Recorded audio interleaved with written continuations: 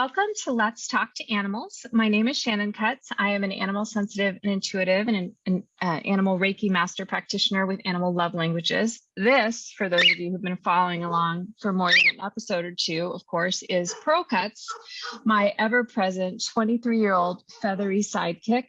He never misses an episode, and let's be honest, nobody's tuning in for me, right? So I'm starting to invite some folks in who have more to add to the conversation. You know, I think we've gotten a really good foundation as far as, you know, what is animal communication? How does it work? Who can do it? What does it look, sound, feel like when it's happening? And, you know, how could you take part in some way? But there are so many other resources to really provide your animal or any animal that you're caring for or that you're invested in their wellness and well-being with a holistic quality of life, no matter whether they're very young, they're in early or middle adulthood, or they're making their end of life transition. A huge part of that journey for me personally, I'm just with people wellness, right? Because of course, as we're adventuring along with our animals, we're also learning so much more about how we can also enhance our wellness and our quality of life. I wouldn't say I stumbled upon Reiki, but it definitely found me. And so today, it is my humble honor and my delight to welcome Kathleen Prasad, who has. We were just chatting before we started the podcast. Pearl is turning 23 this year, and it sounds like you've had 23 years of Let Animals Lead, which is your animal Reiki system, not of just working with animals, but also we're going to be talking about how you train others in animal Reiki, and you know, kind of where these different disciplines maybe meet and mingle and can complement one another. So I know you're really going to enjoy this episode. I know I'm really going to enjoy this episode. And Kathleen, welcome. So excited to have you with us today. Thank you so much for having me. Absolutely. So before we get any further, people can find you at animalreikisource.com. I will also put that in the show notes. Kathleen has lots of books. She has training opportunities, and also there are lots of ways to work directly with your animal. So I think really, you know, Kathleen, you and I were chatting a little bit before we pushed record, and, you know, probably the big elephant in the room question, so to speak, I always like to start with those is, you know, what is the difference between animal Reiki and animal communication? Why do we so often see them together in some sense, form, or fashion?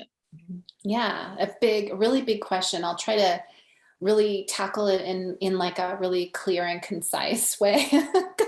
No pressure though, right? But I would definitely say that when I started my journey, well, even from when I was a small child, I would say that I have understood animals. And I'm also an empath, highly sensitive empath, just in the world. That's my being. But animals were my safe space.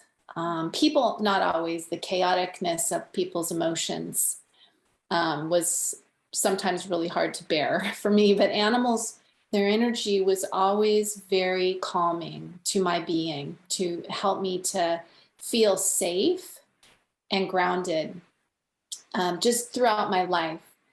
And I always understood what they were feeling in the world, in the moment, in their lives, you know, from the very beginning, as small. I mean, I was going through, my dad gave me a box of some old papers from my childhood a couple of years ago.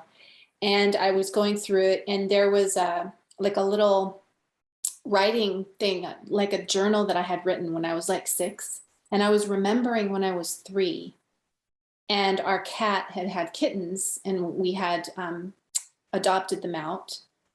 And I was writing about how my cat was so sad and how I stayed with her for the whole day. And I tried to explain to her that her kittens had gone to good homes. But I was like trying so hard to comfort her. And I think at that time, other people in my family were not necessarily aware of this. So it was really coming from me, really understanding their experience and feeling their emotions through me, and so that for me, that's how, animal communication, I guess, for lack of a better term, but that's how it feels, inside of me. And there was like a moment in my young life, when I was about 13, and we had gone on vacation, and we left my cat, my dog, somebody was watching them and feeding them and everything. And she was an outdoor cat. And the next door neighbor ran her over when we were gone.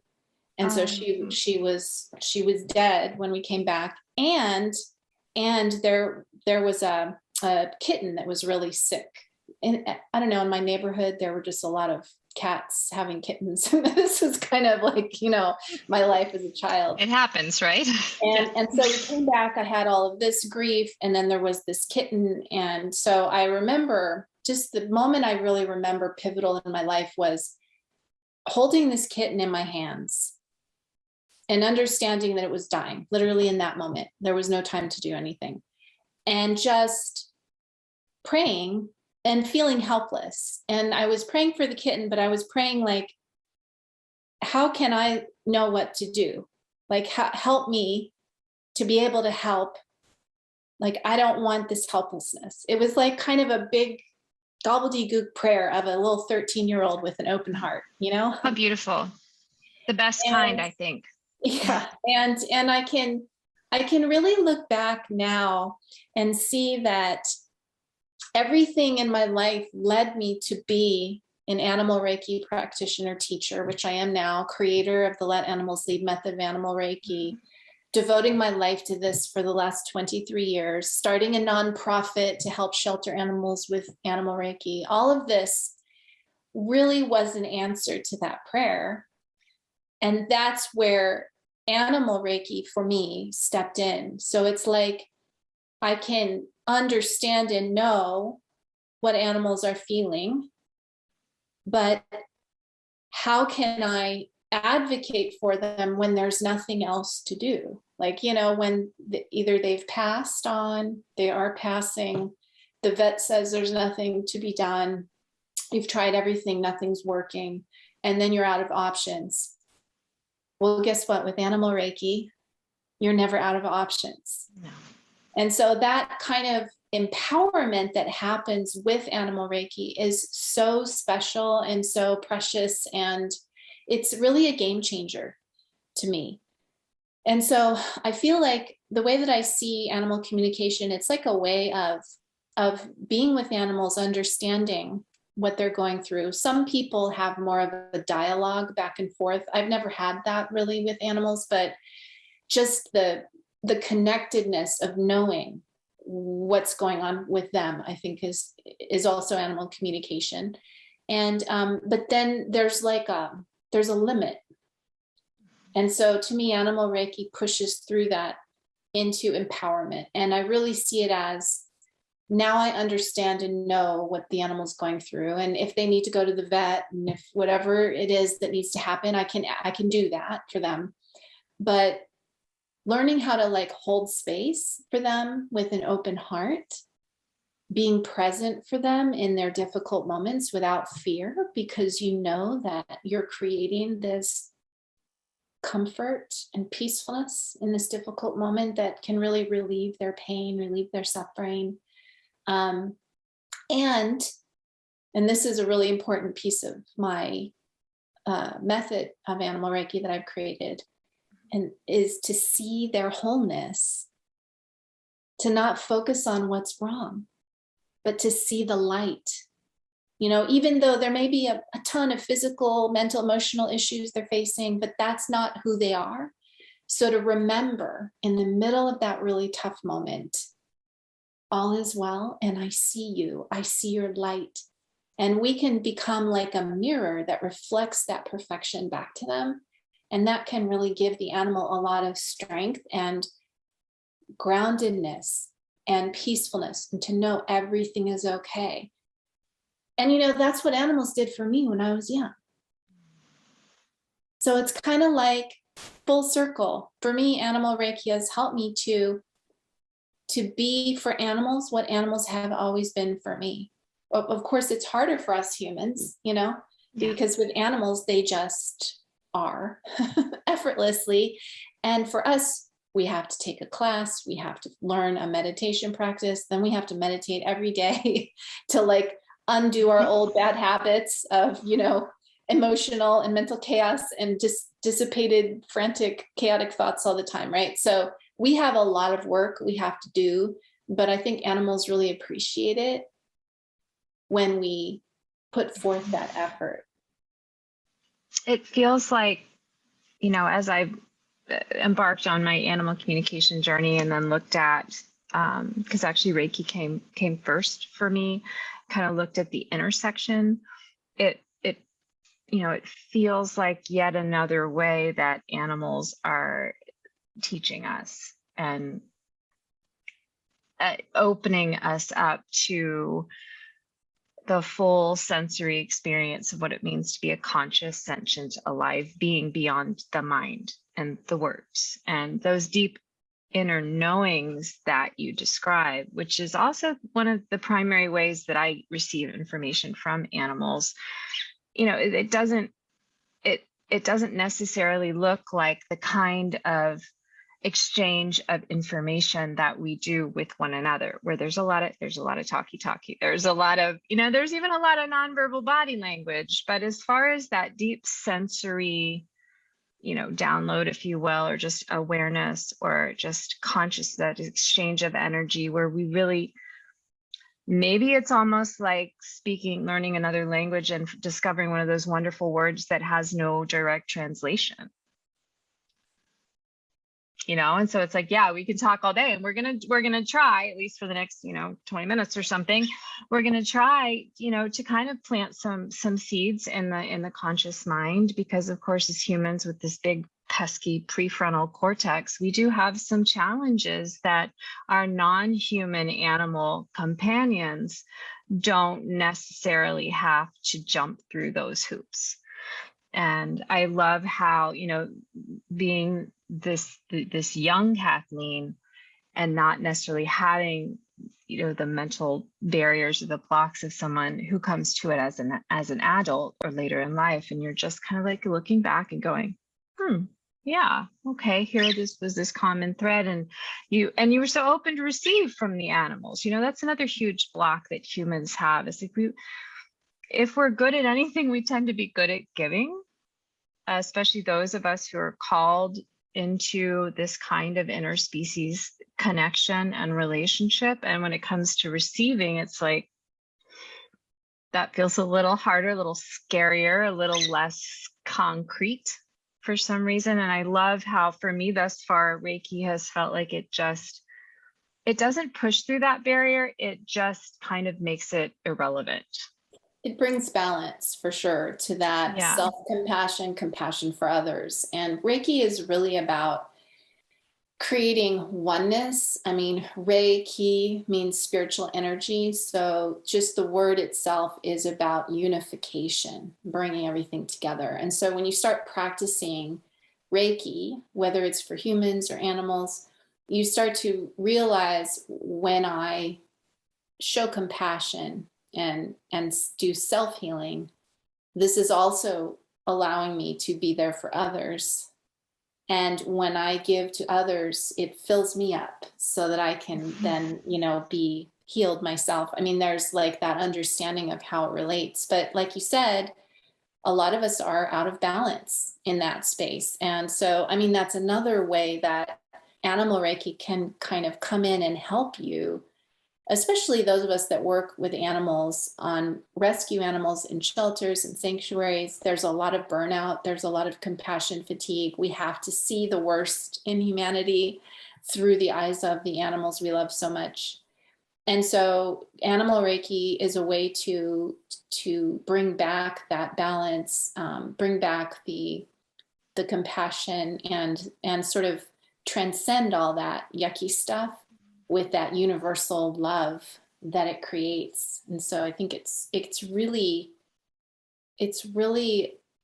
needed. I mean, that's why I started my nonprofit SARA, Shelter Animal Reiki Association, because not only to help the animals in the shelters while they're waiting to get adopted, because, you know, they can be very stressful places, but also for the staff, you know, to be able to offer them, you know, animal Reiki sessions. They would sit in it, they can sit in a chair and the animals can be around them and everybody can just soak up that peacefulness and that compassion, you know, or train them. Hey, do you want to be able to do this? Mm-hmm. And then when you're having a bad day, you can do these breathing practices, or you can focus on, you can see the light in the middle of the darkness. You know, we're going to show you how to do that. And so I think that it's a huge piece for us as human beings to help us to be able to help animals even more. So let's get a little bit granular for a minute, and I'm just kind of percolating and thinking, you know, maybe somebody that has heard the word Reiki, they're not really sure what it means. Maybe it sounds interesting to them. You know, a couple of things come up. One is, you know, what is Reiki? What is being shared? And the other piece that comes up is, you know, is there, I want to, you know, phrase it like, what is the difference between people Reiki and animal Reiki? Or just I mean, I'm kind of tempted to do it. Is there a difference? Because I'm genuinely curious. So, you know, first of all, like, you know, let's say somebody wants to bring an animal for an animal Reiki session. Like, what would be something that might instigate that, or how could it be beneficial? And then is there a difference, or can animals and their people participate together? Yeah, definitely. Yeah. So let's start with, like, you know, why would you want animal Reiki for your animal? And, you know, animal Reiki well, the Let Animals Lead method I'm going to speak to specifically. Yeah, please do. Please do. That's really, why I invited you. It's an animal guided healing path that is grounded in meditation. So basically, we meditate with the animals, and then they guide their own healing process, and they also guide us back to healing, back to balance ourselves. And so the thing that I learned through in human Reiki is it's very practitioner led. You know, if I'm doing Reiki on a person and I learn and it's very touch based. So it's like hand positions, healing energy therapy. You'll often, as a person, lay down on a massage table, then the practitioner does hand positions on different parts of your body. But the result is peacefulness, calm, you know, a deep sense of inner well-being. And that facilitates our own self-healing process. So we see, oh, my cold, that I was coming down with a cold, it got better. Or, oh, I've been really nervous about something, and now I'm not, you know, as nervous about it after this Reiki session, and so on. So the result is the same with animals, but just the method is different, because I learned over time, number one, that humans can't really lead Reiki sessions as clients because they're not as sensitive to energy. Energy is like that subtle field around us that we're all kind of made of, and we're like sharing energy fields all the time. Even you and I over Zoom, we're sharing energy. Isn't that amazing? Yeah. And even our viewers, even if they're watching the recording later on, they're in our energetic space that we've created here. So, but this is something that humans don't sense very easily. So the touch provides a touchstone, literally, for us to connect energetically with each other. And the connection in Reiki is ultimately about compassion, loving kindness. That is the ultimate healer. So the touch kind of represents that. So with animals, it's very different. I mean, I didn't realize it was different at first. In the first several years that I was practicing, I was using hand positions and doing all the human way. But I was also working with shelter and sanctuary animals who had had bad experiences with people, and they saw hands as something not good, you know, so Super scary. Yeah. A lot of them didn't want touch because, they'd never known a kind human. Yeah. So I kind of was at a crossroads, and I'm like, well, then I can't do Reiki with them. And then I'm like, well, what if I just change the way that I'm approaching them with Reiki? And a Japanese lineage of Reiki, sort of more traditional spiritual practice of Reiki that some lineages teach, is based primarily in meditation. They still have the hand positions, but the meditation is a central component. And I'm like, I didn't know that at first. And I studied a different type of Reiki, and I learned that. And I was like, oh, well, if I do meditation, I don't have to touch the animal, but will they sense and feel what's happening? And the answer was yes. And what I had was, instead of me chasing after animals, come back, you need healing, instead I had my hands, palms up on my lap, cross-legged, sitting, my eyes closed, meditating. And, the cat or the dog in the shelter would come right up to me, come forward and relax. Sometimes they were in my lap, sometimes just next to me, sometimes 5 feet away, but they would be all stressed when I arrived. And then they would step into that space and relax and show just deep signs of well-being. So I realized, so I don't have to touch, and we can have that same feeling from the animals. They still get it. They still connect, but it's on their terms. And I noticed I would come away having learned something really incredible from an animal that was, damaged or, abused or traumatized, right? Those labels that we put on animals. They were like teaching me stuff about forgiveness, about courage, about resiliency, about unconditional love, about, living in the moment, about letting go of anger, letting go of worry, these things. And so that, for me, the Let Animals Lead method really came from the recognition that animals are very sensitive to energy. They don't need touch, nor should they have to tolerate it unless they seek it out. And secondly, that's only 50% of the equation. The other 50% is what they're giving you. Like, you're offering them this beautiful compassion, but they're giving you all these beautiful gifts for your life. So that's really where that kind of branched off into a new direction. And so if you want to do animal Reiki for your animals, back to the original question.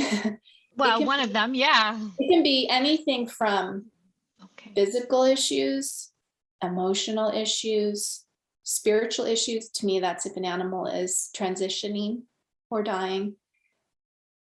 You can create that peace, that big universal love, that compassion, open-heartedness, and be present with the animal in that moment through any of those difficult times. And it really does, it lifts the suffering.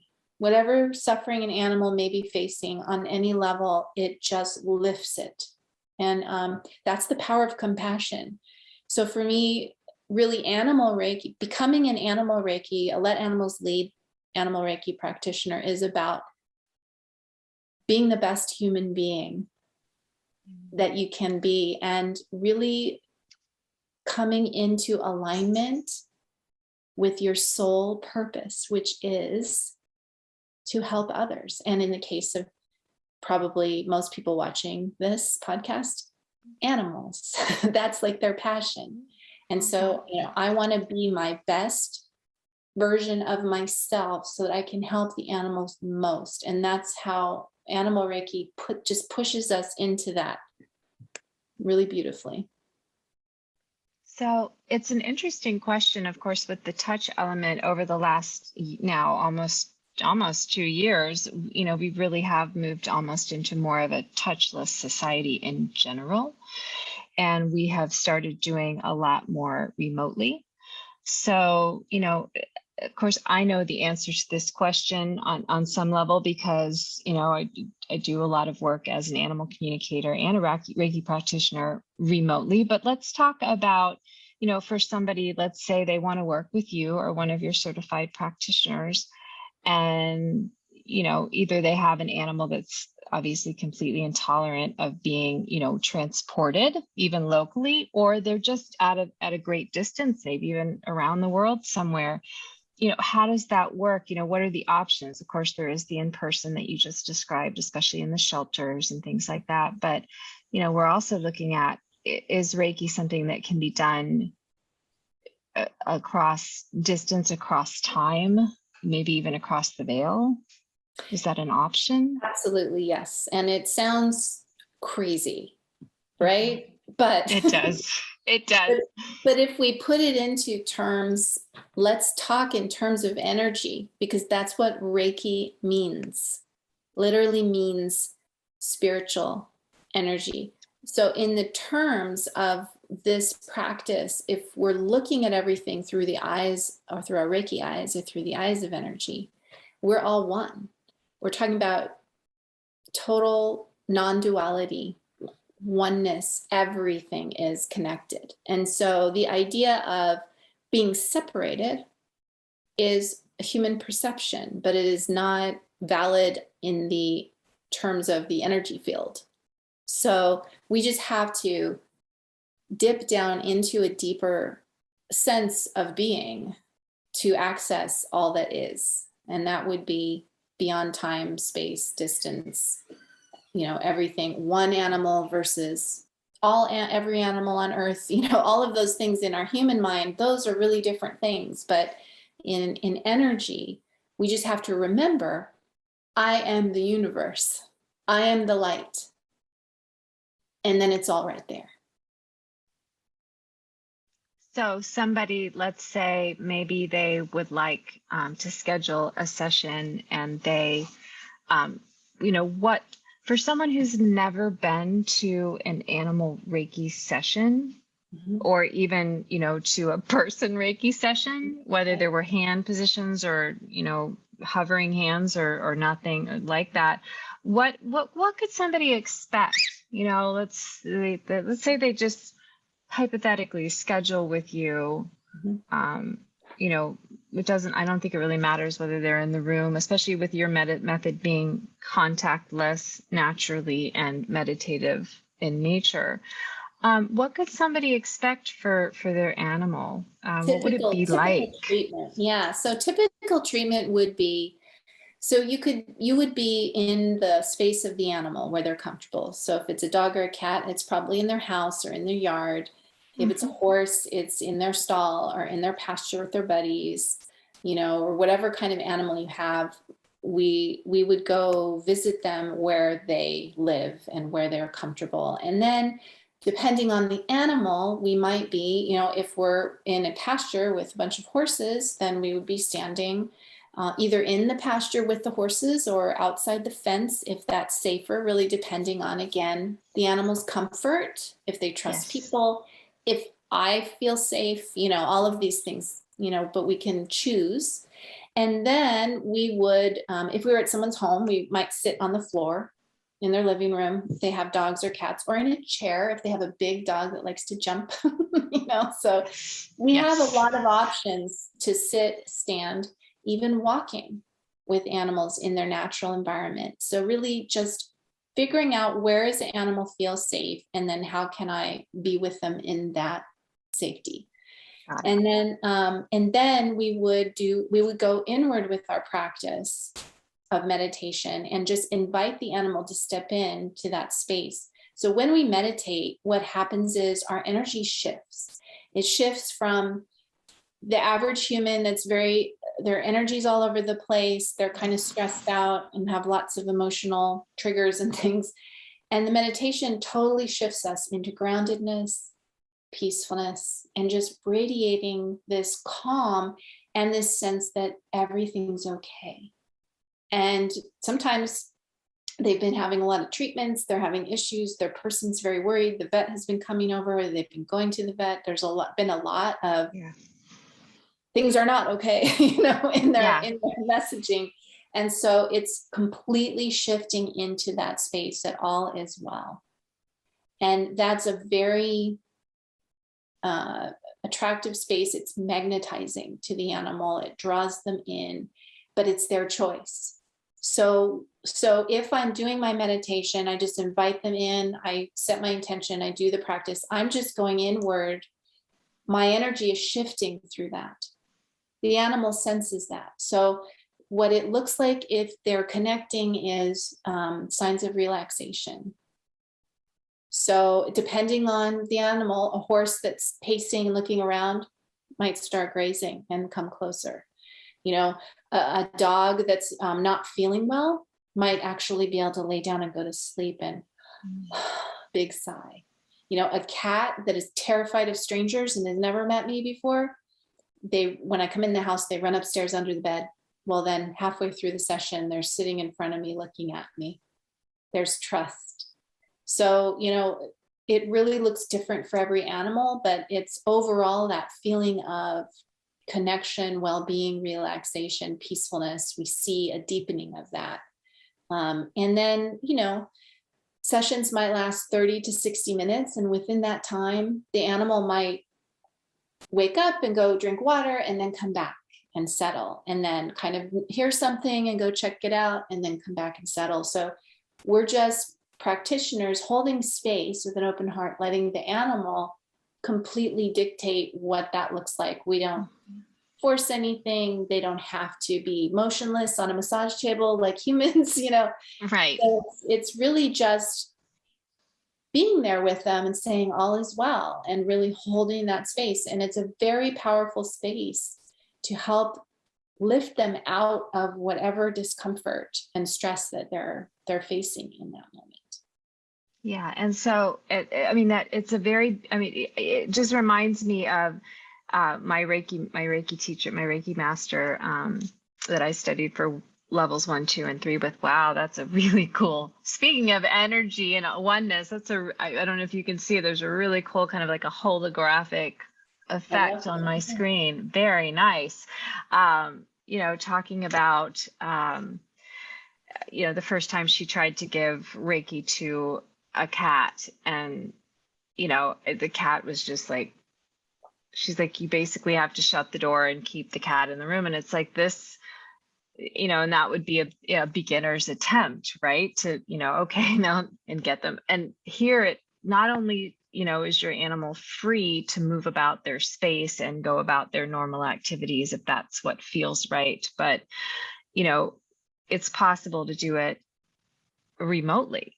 It's possible for you to be in one location, and this is a very cool effect, but it might be a little distracting. And somebody else, you know, you are you in California? Is that correct? Mm-hmm. Yeah. And I'm here in Texas. And let's say Mr. Pearl here, I'm not going to disturb, he's very happy on my knee right now. Let's say, okay, here you go. Let's say he wanted Reiki. You could do a session for him remotely. Is that correct? And you could offer, or I don't know if you use the word transmit or send or offer or open up. Share the energy. So the only difference would be I would ask you to sit with him and just set your intention to share and support the healing space. And then we would set aside a half an hour time period. And then during that half an hour, I would dedicate my practice to him. But within that, I'm not sending anything because he's already right here. I'm remembering that oneness. And I'm basically creating that space and just inviting him to share it if he wishes. And so again, you might observe him sleep the whole time, or he might sleep a little bit and then wake up and go start playing and then come back and rest again. It's really, every animal is different. And the ingredient that makes it successful for me is that the animal chooses, the animal decides. So I think giving the animal the choice, the agency to actually self-determine, I think that's, and trusting them that they have the wisdom to heal themselves. We don't have to do it for them. We can just facilitate them to heal themselves. Like, we're creating that space to support them in their self-healing, but they know what they need and they can heal themselves. I think that's a big, you know, it's very humbling. We have to have a lot of humility as human beings to do that. Absolutely. And, you know, so this is something, just for those of you who are listening, maybe you have an animal who is undergoing some wellness challenges, either on a physical, mental, or emotional level. It's something that, it's kind of wherever the need is, that's where the connection is made. It's not necessarily, it's a complement to other types of treatments, and that's the goal, really is to think beyond the traditional Western medical model, which has its place, but to think about some other barriers to healing, like you're saying, sharing, Kathleen, the emotion or the trauma or the, animals can get even impacted by when their people are going through significant challenges. And it's like, we don't heal very well, regardless of species, when we're not able to feel calm. We're not able to sleep well, when we're constantly, our fight or flight survival system is constantly on high alert. That in and of itself is a major block to healing, no matter what species you are. Before any lasting healing can begin, we have to kind of come back to center and be able to take a breath and just be like, oh, okay, let me just calm down for a minute. Let me just relax for a minute. And if you think about when our animals are sick, we're constantly thinking about what's wrong with them. And you're actually bringing energy to the negative. Yeah. And what happens over time, and you mean well, but you have to give them a bunch of medications, or you have to do a bunch of treatments, or you're taking them back and forth to the vet, or you have to, check this and that all the time, or they can't run around because they're getting, there's all these things we're doing. We start seeing them through different eyes. We start defining them by what's wrong. And that's a very painful feeling for our animals. And so with animal Reiki, we don't need to know what's wrong. We're not diagnosing anything. This is not a medical treatment. They have their veterinarian, they can do their medical treatments over here. This is about spiritual healing, and your spirit, your inner Reiki, your inner spiritual energy is always perfect. No matter what abuse you've suffered in your life, or an animal has had trauma, or they have cancer, whatever it is, it can't diminish their perfect inner beautiful light. And so our job as an animal Reiki practitioner is to come in and see that wholeness and hold that sight, because that vibration is big. It is infinite. It reminds the animal that I am the universe. The universe is me. Like, I am bigger than this thing that's holding me, right? This disease or this pain or whatever. I'm much bigger than this. And so, it really transcends what's wrong, on whatever level that it might be. It transcends it. And that's why it feels, personally, when I've done Reiki for myself, it feels like the suffering just loses its grip and its power, and it just lifts you. Reiki just lifts you out of it. It's really amazing. It is amazing, and it feels good regardless. I mean, anyone today who's, or at any point who's watching or listening, think of a time when you've gone through something really significant, maybe particularly life-limiting on some level, and you had that one set of what my teacher, Shannon Cutts, calls believing eyes, who looks at you and says, I see what's going on right now in your life, but I also see you. I had a very, very powerful experience of that. I recovered from a pretty serious battle with an eating disorder. And I remember my very first mentor, she said, I don't really understand a lot about eating disorders, but I see you in there struggling, and I understand about struggling, and I understand what the difference is between the struggle and the human being that's, engaging with this experience. And I believe that you have the tools that you need. I believe you so much. I'm going to join you. We're going to figure this, we're going to work through this together. And so it's like, that feels really good. And the energy shift, again, because we're talking about, so many really opening up beyond the mind. Maybe the mind can't really comprehend that, but like, you can feel it. Your gut you can feel it in your gut, like, oh, thank God, somebody, because maybe you've stopped believing yourself that you're more than what you're going through. And it's like, and that happens regardless of species, and so I feel like I really want to invite those of you who are watching and listening to consider sharing this experience with the animals in your life, or the animals maybe that you are working with at a shelter or charity that you're passionate about. It feels like there might even be a connection with your nonprofit, SARA. And also consider, there's this issue as our world gets more and more crowded because there's more and more of us, taking this experience of animal Reiki into these spaces that we live in, that we really need to learn how to share them, rather than taking a look at any wild animal that comes through or lives within as a trespasser or a potential danger or a threat or a nuisance or whatever. It's like, how can we bring this experience of oneness, of wholeness, of universality, of being, so much more alike than different? What is another way that I can establish a connection and experience that communion?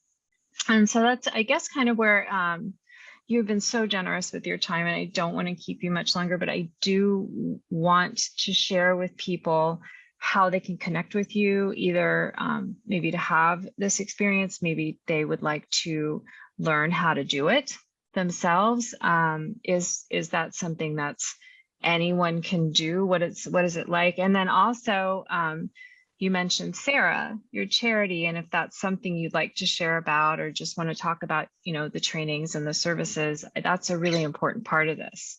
So I'd love for you to share that with everyone. Yeah, thank you. So if you go to my website, animalreikisource.com, there's a lot of information there about what Animal Reiki is and, what we're doing.